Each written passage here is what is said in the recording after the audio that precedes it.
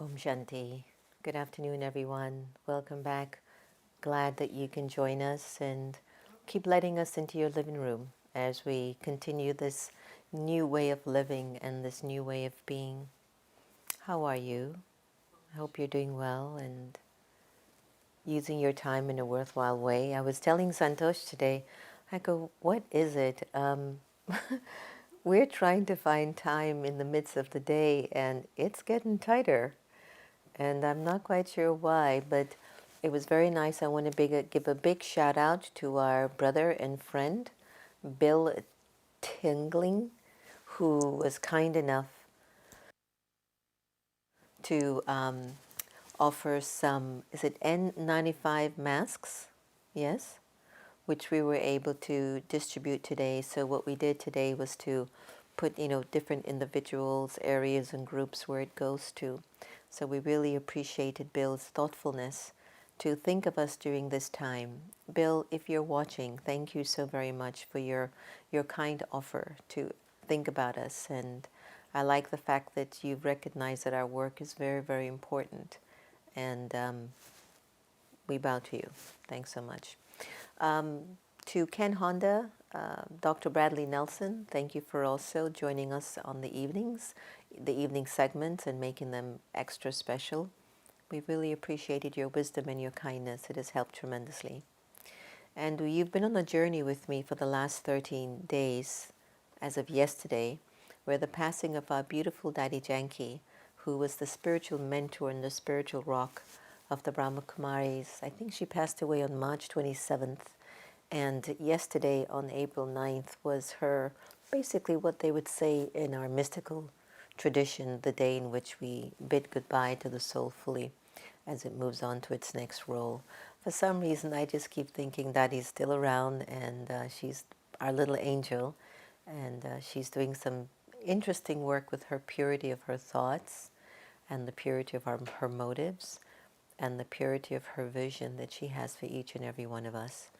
So we carry her in our hearts very much, and I hope you do too. Definitely, I invite you to learn more about the footsteps of this incredible person who asked for nothing in return except for you to become clean and clear and to fulfill your ultimate purpose.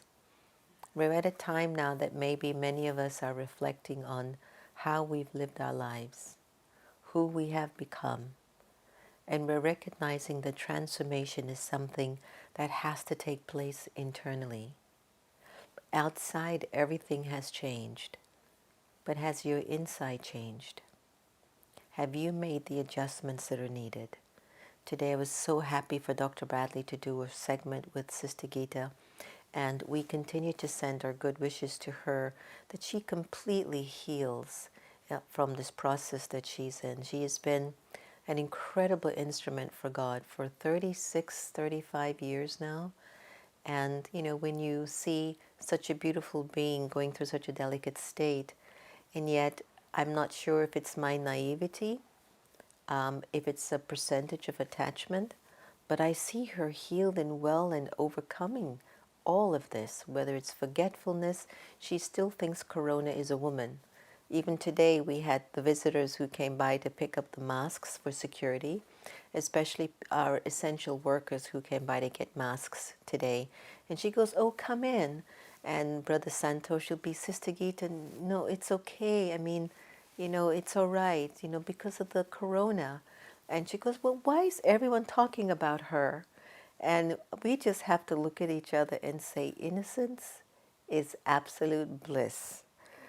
And she still thinks it's a she. And maybe Corona is a she, I don't know. But as much as I see the blessing in her innocence, I also have to be concerned. So even when we have friends coming by, we literally have to hold her hand, because she'll just go and start patting them, say, "Hello, how are you?" And to protect her and to protect others too, we have to make sure we took care of her. So we're at a point now that inner transformation has to occur. You see, we can change our hair, we can change our clothes, we can change the backdrop of a set, we can change our car, we can change a partner. But have you changed your pattern of thoughts? And it's something that I'm even thinking about myself. I was sharing about I don't want to have any hurt or impurity about a particular person, persons, situations that have occurred, because what if this is my last day on earth? Will the soul take the hurt in the soul as a recording? And how does that soul play out in the future? How does that experience in the soul play out in the future? So I was thinking about that, and I've been doing a lot of thinking since we've been in our exile. And even if there's a particular image of a person or an event or a moment that has emerged in my consciousness, in my mind as a thought and a vision, I'm glad that I'm catching at least some of them and going, I don't want this in my mind. I don't want to perceive this person in this way in my mind. I don't want to think of this person in this way in my mind. And I'm finding it to be so important for us to all do this while we're at home. It's a great time to really do some writing, checking yourself, doing some hard work, some really, really hard work, because we might be traveling with so many experiences of our past that are still influencing the way that we're feeling. So please note that the transformation that is occurring, I think, for many of us is that we're stuck inside. I've been hearing from a few of our friends' children that they're so bored. And again, boredom is really a sign of saying, I want to do something purposeful in my life.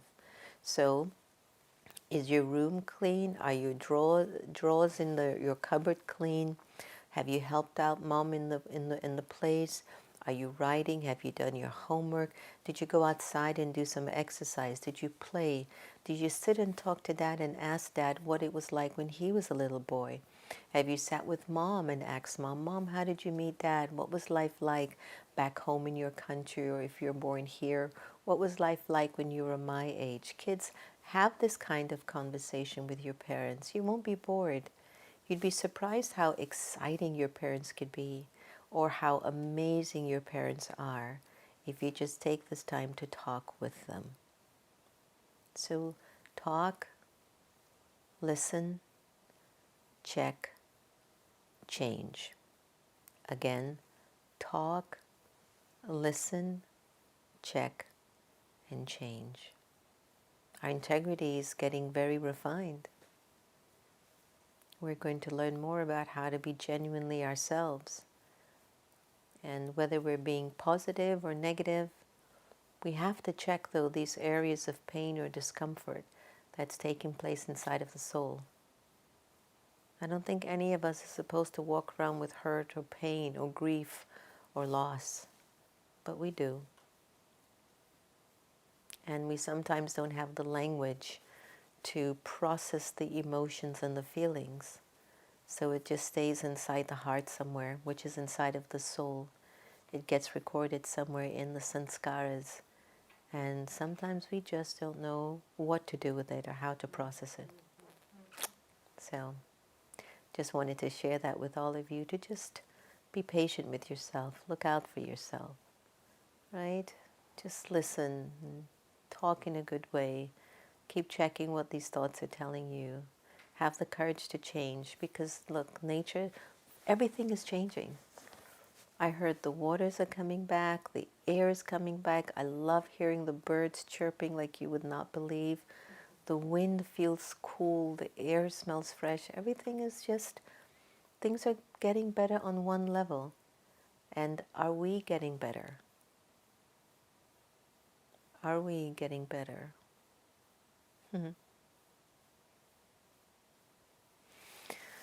So, since all of this started with the YouTube, we started with the YouTube in terms of our community. We were really pushing it, not pushing it, but we initiated the whole live thing. And then Zoom came up, and now we get like 10 invitations to go to this Zoom, go to that Zoom, do this retreat on Zoom, do that retreat. And most of the Zoom and invitations now, that so many of our branches, because they're all closed, and especially on the East Coast, so many of the invitations are around the same time, because we sent out the message. We're doing a meditation at 4, we're doing Murli at 6, we're doing an evening program every day at 6:30. And now it's like so many of these places are doing the same thing at the same time. So people are like, oh, well, I'm going to go here. Let me go here. Well, oh, well, so and so, this important one is speaking, so I won't go here. And I just told Santosh, we'll just settle. If it's one person that watches us, it's just me and you together, okay? I don't think this is the time to keep feeding these unfulfilled desires and motives. If we keep running, oh, did you hear this one's doing this talk? Oh, well, this is the person, you have to listen to this one. And I just said to him, Om Shanti. Look, I don't know where all this is going to take everyone, but if we're going to start to be putting all these different Zoom things, send it here, give it to this, all your centers must connect there, and you get confused. Like we've had a program from the beginning, and we're just continuing because of our authenticity, our integrity, and our consistency. I told Santosh, be easy. We're going to keep doing this till all the doors are opened, and then we'll see what happens from there. This is no running here, and clean out the heart. Clean the soul, please. Not only am I working on that for me, but I'm even asking you to do that. Just all these games people play, don't. Don't buy into it. Don't believe it. Find a place in yourself that you can sit safe and peacefully and sort out yourself. As we can see, really nobody comes to rescue you. It's your good deeds. It's the impressions. It's the way that you think. It's the quality of the love that you've garnered throughout time. It's your relationships that will be your rescue and will keep you comforted inside of your spirit. If you're one of my students watching, you've known that for so many years I've kept saying, use your time in a worthwhile way. Something that I've inherited from Daddy Janki. And she always says, don't waste a second of this thing called life. I know some of my friends have said, oh, you're such a busybody, you need to rest, this is way too much, you do way too much. But I'm looking at my soul's journey as if my soul was 5,000 years old. I don't know how much debt is sitting in the soul, and I don't know how much fortune the soul has the capacity to inherit. But what I do know is that if you're young, your mind is clear, your personality is good, do good. Just do good. And do it in peace. Do it with laughter. Do it with benevolence. And ask for nothing in return. Just keep being good. Sometimes you might run into a karmic energy with your husband, your wife, your best friend, your company, your in-law, the nature where no matter how hard you try, it just comes up against you. Do good. You could be working 3 jobs and you're still not able to make ends meet. Do good. Do good. You could be the one that seems like you're always saying yes, Haji. I'm here. I've got it covered. You feel like you're the one that's doing 100 times more, and you look at one person that comes along, does one good deed, and all of a sudden the whole world lauds over them. You're like, what? Do good. Do good. Cultivate love and gratitude in your life. Whether the good relationship, the money, the health, whatever, whether it comes or goes, love and gratitude. Love and gratitude. Okay? Lots of messages today. We had a really nice day today. Just really active, and it was so nice to see Dr. Ivy Hilton and Salim today. It was a blessing to see you guys. You're amazing. Oh wow, Clark, you need to call us. Clark, you've got to call me on my cell phone. If you call me on my cell phone right now, we'll put you up to say hello, and you can share with our viewers what it has been like being with us in the Meditation Museum. We're celebrating our 5th year anniversary. Clark, you have my number, so just call me on WhatsApp. So we're celebrating our 5th year anniversary for the Meditation Museum. And Santosh told me, I don't know how he keeps remembering all of these dates, as if he doesn't have enough going on in his life. But this is the 5th year when we had opened up our new location at 9525 Georgia Avenue. It was a wonderful opening, remember? We had Senator Van Hollen, we had the Minister of the Indian Embassy, we had a packed house. There was 75 people from all over the area. More? 100, sorry. There he goes. He remembers all the numbers. And it was just a continuation of the small space that we had started in downtown Silver Spring. So today marks the fifth year. I want to give thanks to our landlord, Dr. Haddad, who has been an absolute gem in being of such a support to us at the Meditation Museum. Your heart is of gold, Dr. Haddad, and we thank you. And on behalf of all of us here at the Meditation Museum, we send you unlimited blessings, good health, and pure feelings. Really, we do. So we have a little video that I had put together, just some memories. It's just whatever I could find. But Clark, is Clark going to call me or not? I'd love to talk to him. Is he on? Because we could put him on and maybe after the video. All right, so we'll see if we can get the incredible Clark Peters on, who was one of the star actors of the HBO The Wire and the three men of Moses. I'm going to mess that one up, Clark. You got to clarify all of that. So sorry.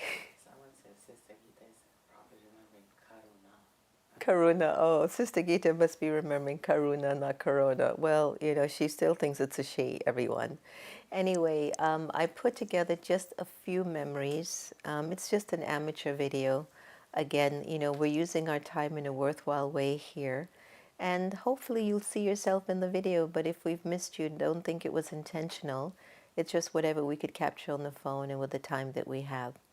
So to all of you who have supported us over the years, can we take this time to tell you thank you? Thank you, thank you, thank you. Our love and gratitude is there for you, for all the love that you've given, and I hope you can receive that. And we definitely receive your love and gratitude for being friends for so many years. All right, enjoy the video.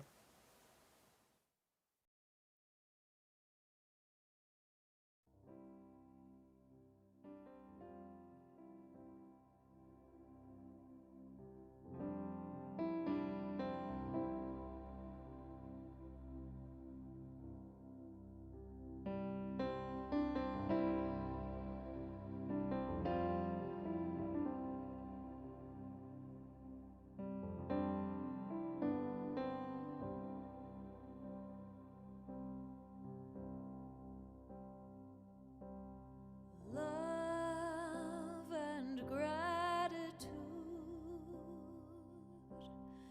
golden flower in bloom,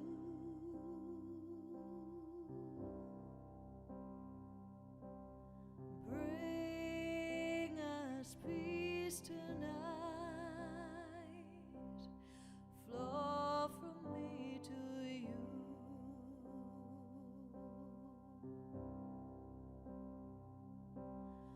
Words of purest light, crystals in your gaze,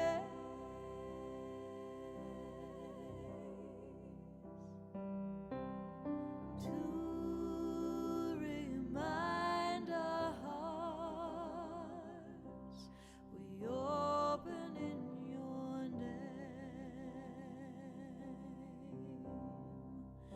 And when we start to fall, and when we lose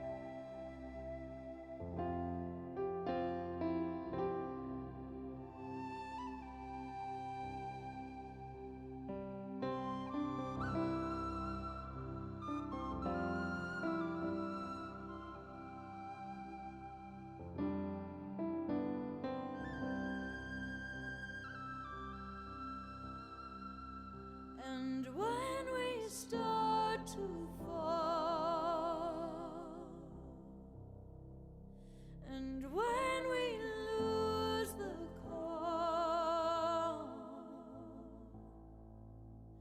there's nothing more to do than call on you.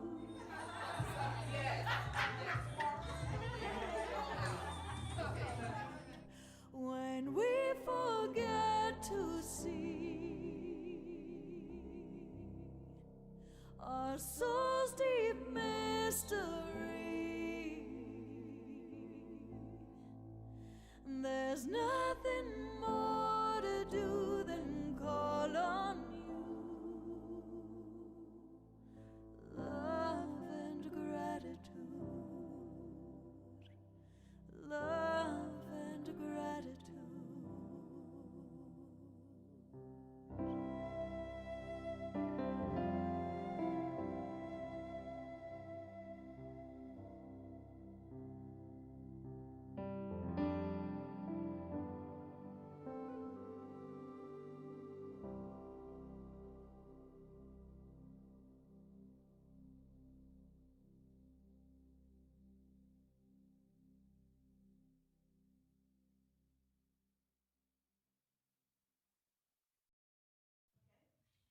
So we only use 10% of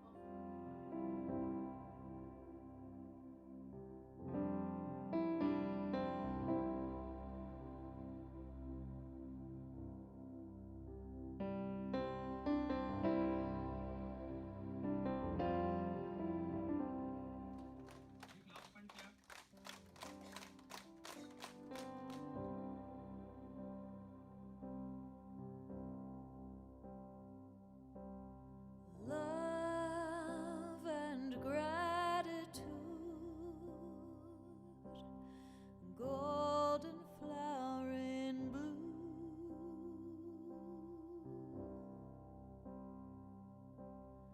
bring us peace tonight, flow from me to you.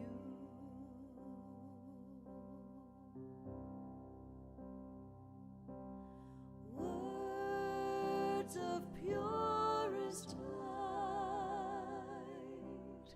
crystals in your gaze,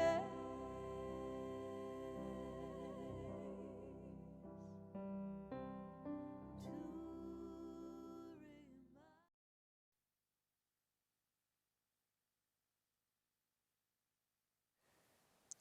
I hope you enjoyed that. I hope you enjoyed seeing Happy just saying hello too, and that she also misses everyone as well. She's been hunkered down with us too. So, what lovely memories, everyone. And that's just a little. That's not even the 5 years of the new place. This is the new place. Wow. Santosh was just saying we've used every bit of that space. And he compared it to Apple. That Apple says they use every corner of their stores to earn a profit, and we use every corner of the meditation museum to share love and to receive love. So that was very touching. Just looking at the faces and the inclusivity. It's like everybody comes to that museums. Whether you are rich or poor, a political figure, a Democrat, a Republican, black, white, Asian, short, tall, and the children, kids, we're going to be back soon. One of the things that I've missed are the programs for the self-esteem and empowerment for young girls. So hopefully when we get back open, we'll definitely do a really big power up for you and keep things going. I've heard some of the schools might be closed for a while, so hopefully we'll be able to offer some sort of an outing for you that you can come by the museum. So 5 years in this new space, I felt like that particular corner of Georgia and Flora Lane has been blessed. It's, I don't know what it is since I've been in Washington. All the places that Baba or the God, the divine gives me, it's always on like busy highways. And, as the peace increases in the building, it's like the peace and the silence pushes out the vibration of the pain and the sorrow and the noisiness of the world. So happy anniversary to our meditation museum for its 5th year in this new space. And so hopefully it'll go on for another 50 years, depending on how things unfold as we move forward. Did you all like that video? Did you see yourself in the video? Anybody who's online, did you get a chance to see yourself? Yeah. What's one memory? Anybody that's online, is there a memory that you remembered at the meditation museum that when you attended, something touched your heart when you came to the meditation museum? Was there anything that touched you? One lady said, thanks to the amazing team for the wonderful sessions. Thank you. Thank you so much for your good wishes. But if there's anyone online who's watching, or even on the Facebook, was there something at the museum that touched you, that you says, wow, when I left, something changed in me? I've often told the family that helps out and volunteers and keeps everything going, and I say this with great truth, there's not one time I've ever walked into that museum and I didn't feel like in awe, in absolute awe. It's simplicity. It's kind of a gentle strength, the wisdom that's in the halls, the people, the meditations. I just have always been so moved by the energy of God's magic in that place. So, one of the things as we move on, pain and challenge in relationships are a big thing. And we want to be able to overcome some of the hardships that we go through in life. And we don't necessarily know how to overcome the emotional or physical pains that we go through. That's why I was mentioning earlier, deep transformation is needed internally to really move forward on many levels, mentally, physically, financially, relationship-wise.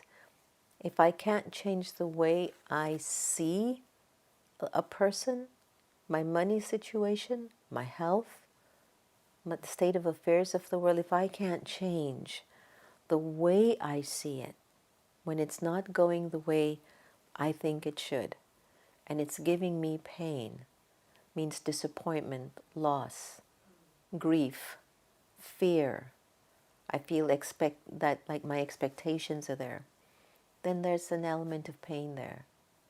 And we did a program, one of our senior sisters, Sister Denise, in the educational department of the Brahma Kumaris, went on a few years of research on values education. And I want to read from you something from the book that I thought was very, very important. It's a little bit long, but it's not boring. It'll be very healing, I can assure you. And feel free to take notes, because I think it'll be very helpful. Then after this, we'll do a meditation on silence. And feel free to ask me any questions along the way. So we all need to do some original pain work, right, Sister Gita? Each and every one of us need to do some original pain work. Change cannot take place within until there is silence. Underline, bold, highlight. Meditation is an important agent for change because it is a way to reach our inner stillness.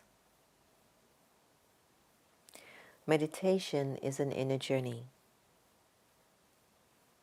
But along the way, you might encounter two forms of pain. One is the pain you feel when you come face to face with your past wrong actions. These are the things that are weighing on your conscience. And when you try to go into silence, these memories appear in your mind and they begin to trouble you. The natural response is to avoid it. You hear that? Conscience, troubling, but I choose to avoid it rather than to use the silence to go deeper to heal it. Many people say that they cannot meditate because when they turn within, it evokes unpleasant memories. The second form of pain surrounds the violations, traumas, and bad experiences of your past, including childhood trauma, emotional abuse, beatings, experience of shock, and grief. A natural psychological protective response is for these memories to sink into the subconscious mind. The child forgets the trauma as a matter of survival, yet, as an adult, the unexpressed and unresolved emotions are acted out or acted in or projected onto others. The emotions take the form of dysfunctional behavior, neurosis, phobias, irrational fears, or extreme feelings. For example, experiencing intense feelings about an event disproportionate to the trivial nature of the incident. I don't know if I've ever told you about my story. When I would go to churches or religious places, my heart would beat like I was going to die. And I had to do deep inner work to find out where this fear was coming from. Keep in mind, my father's a Hindu, my mother's was Roman Catholic. So, and I was neutral. It wasn't that I was being told anything bad about religion. But when I would go into a church, the fear was overwhelming. Overwhelming. And I had to sort that through meditation. If the incident resembles the original trauma in any way, it can trigger an extreme response inside. Many people who experience childhood trauma and are victims of abuse become perpetrators if they do not do original work on themselves inside, if they don't heal that pain.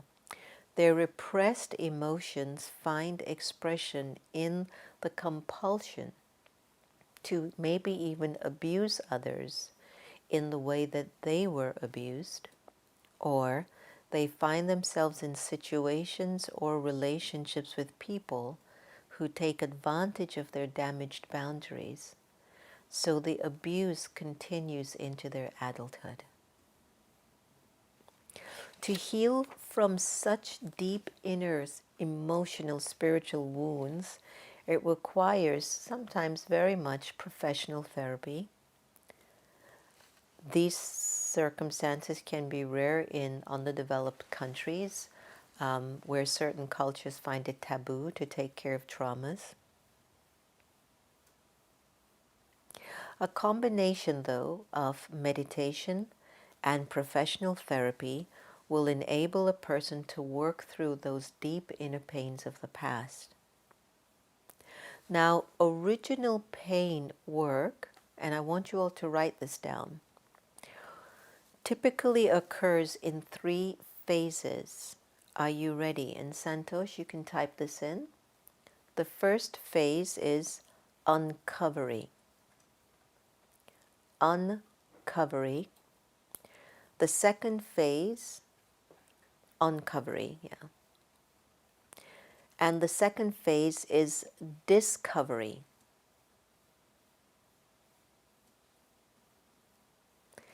And the third phase is recovery. That's my favorite. This involves first uncovering what was done to you, or what did you do to someone else. Secondly, you discover that you might not be the bad person you had been led to believe if you were the victim.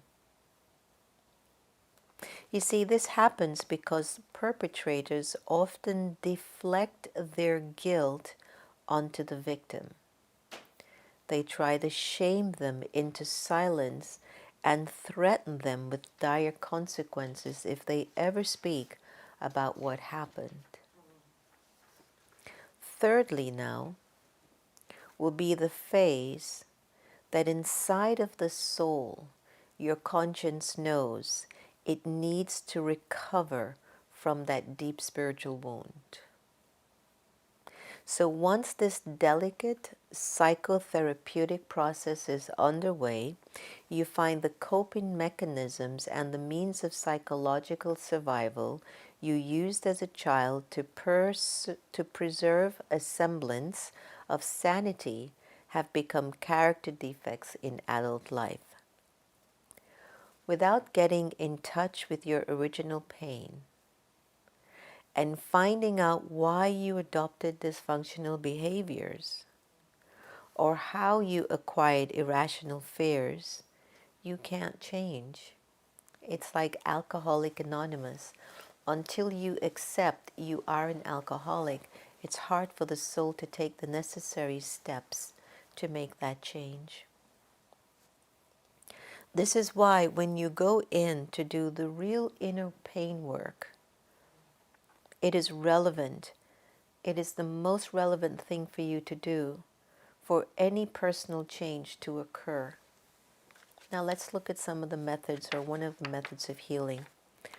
One of the methods of healing is to reparent the self as described in the inner child work pioneered by John Bradshaw and others during the 80s. So again, one of the ways of starting to use this time in exile to take care of some deep wounds or deep issues that are still pending is to reparent yourself. How would you like to treat yourself if you're in charge of your inner child? What was the way you would like to be treated as a child, or even as a teenager, even as an adult? Right? So in his book, Homecoming, Bradshaw writes, children from dysfunctional families often have no allies, no one to whom they can express their emotions. So they express them in the only way they know how, and that's by acting them out or suppressing them by acting them in. The earlier the repression takes place, the more destructive the repressed emotions become. These unresolved and unexpressed emotions are what I refer to as a soul's deep original pain. Original pain work involves re-experiencing these earliest traumas and expressing the repressed emotion. Letting go of ego defenses connects a person with his or her earliest emotions. This is a very big point, everyone. Letting go of ego defenses, which means I don't want anyone to know what I'm going through, or I wish I was alone so I can go through this suffering by myself, or I don't want that person to know this is what's happening to me.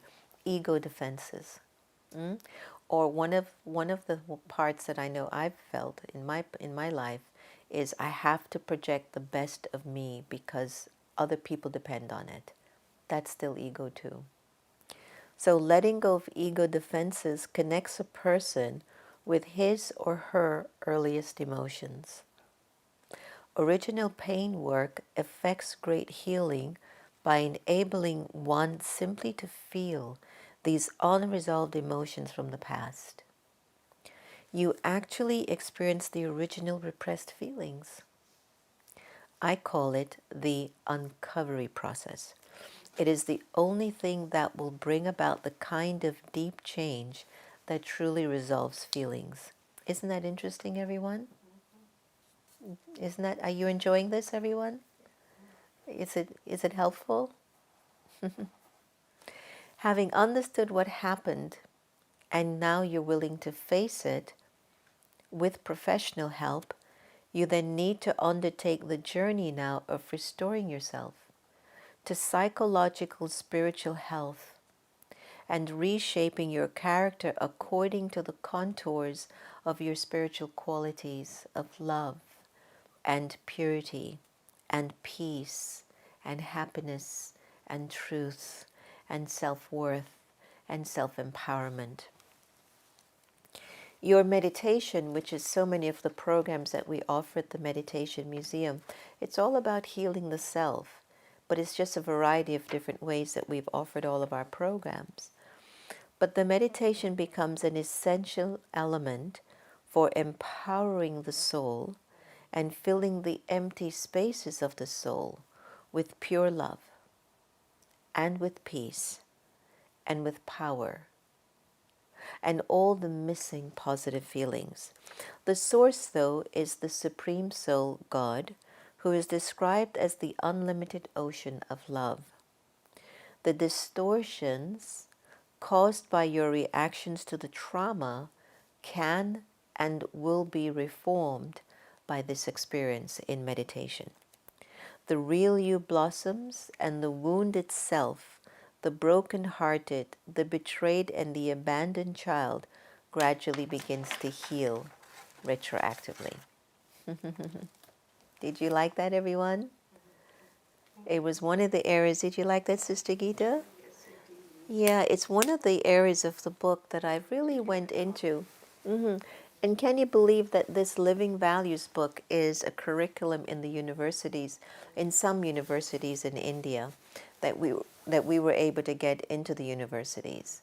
I really feel that now we need to find ways to teach our youths the emotional, spiritual ways of growing, and not just about how to add one-on-one and what are scientific formulas, which I think are really important, but to also help us emotionally and spiritually to become very vibrant and very alive. I think it's very important.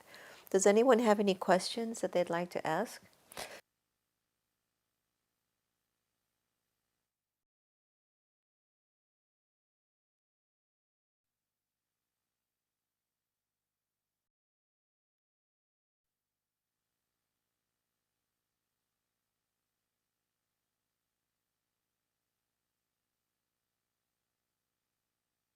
Say you're percolating some of the ideas that I shared earlier.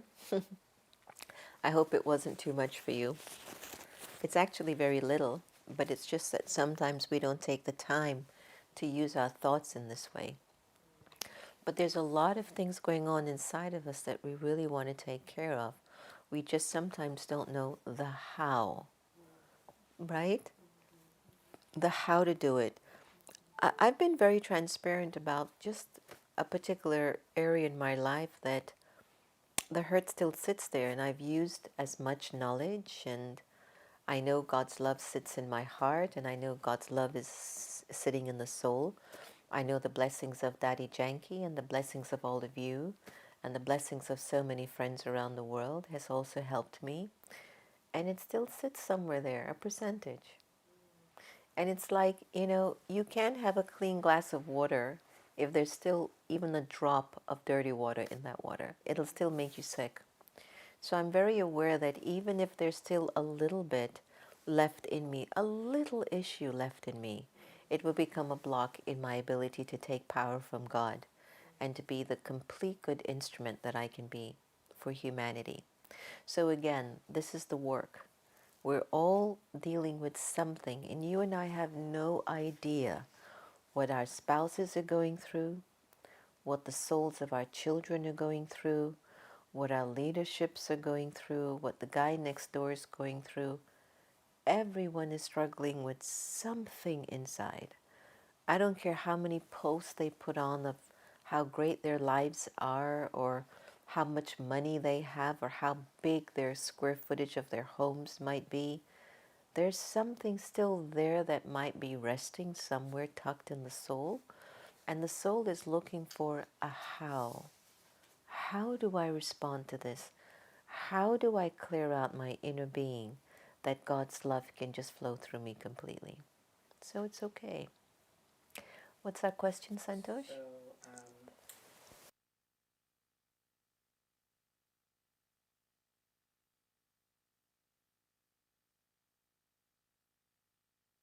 this book, there's none. I hate to tell you, there's no more around. But did you want to know the book for Bradshaw? The author for the book that really started some of this self-searching is called John Bradshaw, and it's Homecoming. In terms of the book that we have, it's the Value Education book, which I know we can only get in Mount Abu, but I can check. I will call Brother Mittenjai and see if somehow he can mail us some. It's a whole set. It's about, I think, eight books that comes in a set. Anyone else?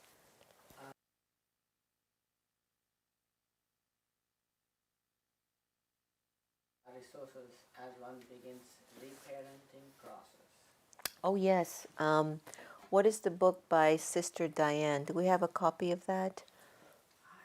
What is that book? I do. It's the best book. I'll find it. I'll find it for you right now, Kriya. Write this down. Diane Tillman is the author, and she has a fantastic book called, here it is. You ready? So the book is entitled Nurturing with Love and Wisdom, Disciplining with Peace and Respect, a Mindful Guide to Parenting. You got that? So you can also get a copy of that on Amazon.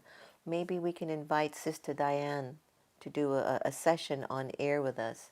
So the title of the book, once again, everyone, is Nurturing with Love and Wisdom, Disciplining with Peace and Respect, a Mindful Guide to Parenting by Diane G. Tillman. Any other questions? Will you ask what are your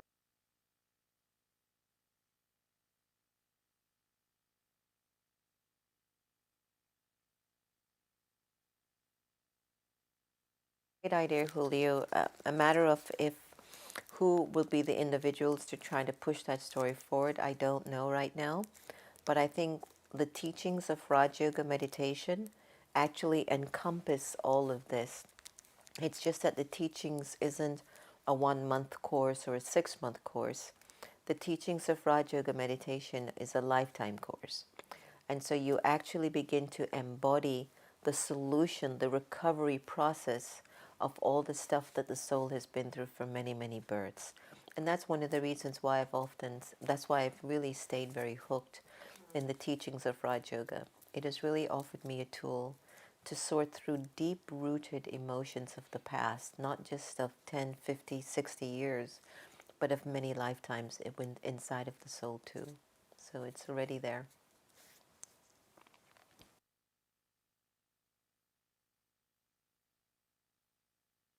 many appreciations of the museum, Nita, Aditi, and many others? Oh, thank you. Thank you for all of your love and care. We've been absolutely humbled by our ability to be here with you. And we will continue and see however much it unfolds after this. Some said it was life changing to them to come here. Thank you. It was life-changing. It's been life-changing for most of us too, right, Santosh? What's been your experience? Santosh has been the one that has managed the museum the most. And do you have anything you'd like to share about how it has impacted you? I think I You grew, might, grown a lot with it, yeah, learned a lot, and it's sustaining. yeah, yeah. Yeah, we've grown a lot with the museum. I think last year we did again over 300 events at the museums. So, I mean, everyone's contribution, they can see it revealed in all the events and projects and the people's lives. I can't tell you how many folks have come into the door wanting to end their lives and now are living fully. So they're not living day by day because they feel like they're dying, but they're living day by day because they're really optimistic in living. And so that's just one case. How many teenagers have come who are going down the wrong path that are now going on the right path? I can't begin to count how many folks have come to sit to talk business with me as to what they should do. I don't know why people think I'm a good business person, but questions about what should they do with their business and how they should direct it. And we've had so many discussions, and now they're thriving. I don't think there's any one person that we have been with that we didn't give proper business advice. I'm not saying that it's for gold, but still, the advice is always take care of certain things that are important, essential, and then move on. Whether they follow it or not, that's another story. Um, we've had beautiful stories. One of the most touching moments was when the Colgate lacrosse team came. 75 young men in their 20s. They were going to play a game. I think it was that night, and Coach brought the team to the meditation museum, and we took them through about a 2-hour session, and they just left. The place was just so vibrant. I mean, just so much energy. And another program that really stood out for me were, and they have come regularly in the daytime, were a group of intellectually challenged adults. And I remembered, being there with them to support and to take them through a journey. But the moment Sister Gita came on, she had them dancing, laughing, chanting Om, that these folks, and it's been a few groups. So what happened, that group enjoyed it so much, they told another one of their human resource groups that takes care of the intellectually challenged. And then we started to get in the daytime so many groups that were taking care of individuals who, are just in that particular genre. And Sister Gita, they just fell in love with her. She would just get them up. They were so happy. And their caseworkers would say, I have never seen them this happy. I swear to you. I think we've had, I don't know how many like per year, maybe like 10 a year or so. It's quite a lot. And this is in the daytime, usually between 11 and 1. So we've missed some of those. And senior citizens have come by. That's been a wonderful time in the daytime. We've had special like luncheons in the daytime with holding meetings of some sort. So we're missing a lot of that, huh? When we used to take care of all the community. Once we had, We used to have once a month. which Learn to one? meditate. The Learn to Meditate, which Brother David would do every Saturday. And we were still planning to do all of these things for the public. So we haven't given up on the Saturday programs, and we're going to work out the Zoom thing and have that available for everyone. So just so many things. I loved when Lou Gossett came. We had a great time. Marianne Williamson, who was running for president, she was a presidential candidate. She had a wonderful time, and hopefully we'll get her on to talk with all of us too one day soon. Just so many wonderful friends. Wonderful, wonderful friends. I forget her name from Florida. Uh-huh. MRS. Etta, so nice to have you on. Etta. It's easy to fall in love with Sister Gita, she said, and she congratulates for the anniversary. This is true, Etta. It's easy to fall in love with Sister Gita. I agree. Everyone, you might not be aware of this, but when she walks around the house, you literally feel there's an angel passing by you. There's this very gentle, soft, peaceful fragrance that we're just feeling in the house, and it's been maybe helping us too to just keep going. So it's been a blessing to have Sister Gita around. So Etta, thank you, and I think your Facebook Live that you did this week was absolutely exceptional. So congratulations, you did it, you did it, you did it. And if anyone is in Florida and they want more information on their work, just comment online to her. They're doing some great work for senior citizens, and you can connect on their Zoom and their Facebook page as well. I love them. They're just amazing, amazing senior citizens. They're just so driven. All right, so thank you for joining us for our 5th year anniversary online. No alcohol, no loud music, just love, just God's love and peace and power. and protection.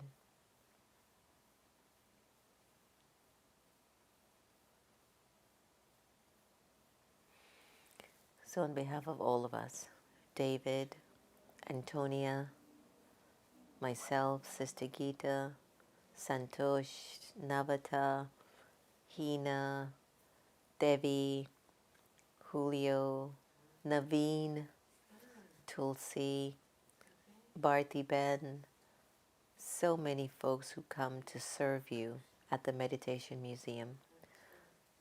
We send you our love, our good wishes, your continued protection over you, for you and your family. Please be very sensible, be very careful. This will pass soon, but just make sure you're transforming your inner world. Okay? Enjoy this meditation by Ricky Cage and myself. Ricky Cage is a Grammy winner, and he composed the music, and I did the lyrics and the meditation voiceover. Lots of love to all of you. Be well, and I'll see you tomorrow. Om Shanti.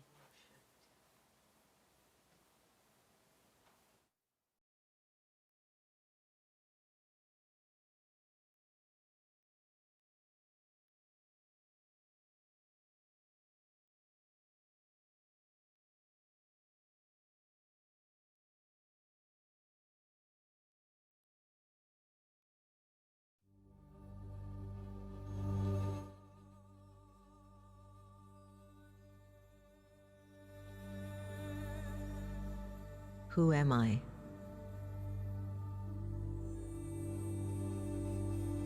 To think and to believe that I'm divine.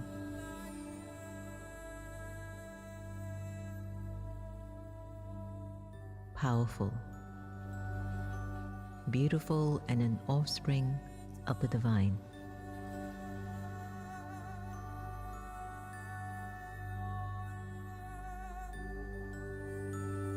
I am the image and likeness of the divine.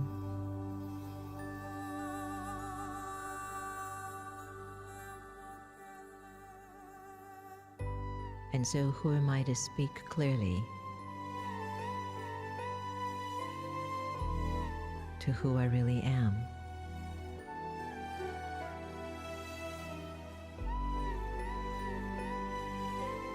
I am spirit.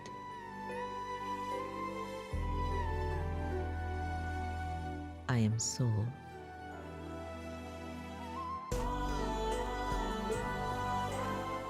And I use this physical form.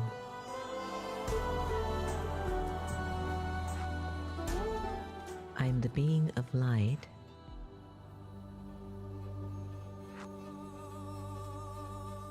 here to fulfill